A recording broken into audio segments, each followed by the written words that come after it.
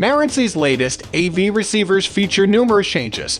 First of all, they have a new name because they have chosen to drop the previous SR series and replace them with the Cinema series, the Cinema 60, Cinema 50, Cinema 40, and the Slimline Cinema 70s are the four new models. SR 5015 is scheduled to be replaced by the Marantz Cinema 60, SR 6015 by the Cinema 50, and SR 7015 by the Cinema 40.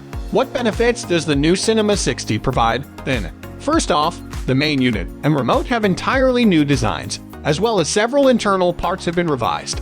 The device still features 3 fully functional HDMI 2.1 connections with a 40 Gbps bandwidth capacity, a new high-definition user interface, support for all the most recent audio formats, and 7.2 channels of AV reception with 100 watts per channel. Other features, including high-definition audio, EOS, AirPlay 2, and many others, are identical to those of earlier editions. On paper, the Marantz Cinema 60 resembles the Denon AVR X2800H upgrade, but in practice, Marantz made a lot more changes to their smaller product than Denon did.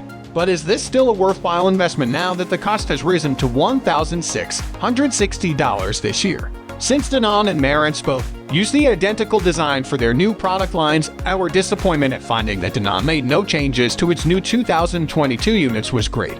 Contrary to Denon, it appears, however, that Marantz went above and beyond by redesigning the entire system, including the remote.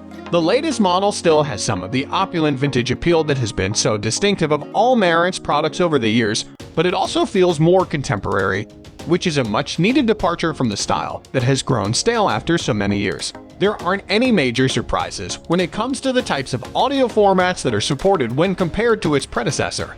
As a result, the Cinema 60 is compatible with the newest audio formats, including DTS, X, and Dolby Atmos. Additionally, there are upmixing technologies like DTS Neural, X, and Dolby Surround that can transform straightforward stereo audio tracks into rich, immersive surround sound.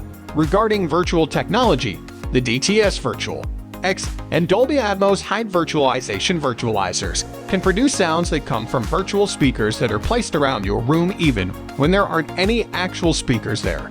The quality and accuracy of these virtual technologies are obviously inferior to having actual physical speakers and are highly space-dependent. Additionally, the sound is frequently audibly overprocessed, which is something we have never really liked. Auro 3D and Max Enhanced, which are exclusively used on Cinema 50 and higher models, aren't available on the Cinema 60. It's important to keep in mind that Dolby Atmos High Virtualization works with both DTS and Dolby Digital audio recordings. However, DTS Virtual X can only be used with DTS tracks, giving Dolby's solution the advantage in this comparison. Additionally, since there isn't a direct button to turn on Dolby Atmos High Virtualization, it can be challenging to figure out how to do it. You must first identify the surround setting in the audio section of the main menu in order to turn it on. There's a speaker virtualizer there that you must first enable before using one of the Dolby surround sound options. The Dolby virtualizer will be activated in this manner. Not at all simple or easy, and even the handbook is not entirely clear on this. We had hoped that Marantz would streamline this process after its initial introduction, but nothing has changed from successive years. The Cinema 60 still has the same 7 built-in amplification channels and theoretical 100 watts of power, which is more than enough to easily fill a medium-sized room. There is no explicit indication in any of the marketing materials you see that the output decreases if additional channels are used. The Cinema 50 is your only choice if you want 4 subwoofer outputs, even if the receiver can power dual subwoofer installations. If you don't care about the overhead layer, you can choose to use 7.2 channels or even a simpler 5.2 system with the available channels to produce a 5.2 Dolby Atmos audio setup.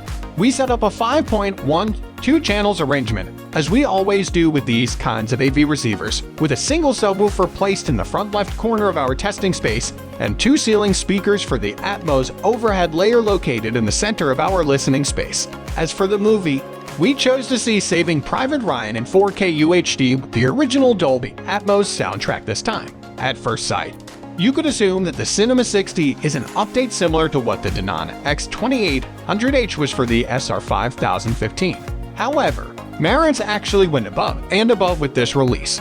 Yes, we received the same updates, a new high-resolution user interface, a little Wi-Fi improvement, and 3 HDMI 2.1 40 Gbps ports, but Marantz went above and above by updating the HDMS APO circuit board as well as the outside of the device. The rest is identical, and you get the typical Marantz quality overall with clear sound, lots of flexibility, and lots of playable features. Concerning the drawbacks, they are largely the same as those of the AVR X2800H.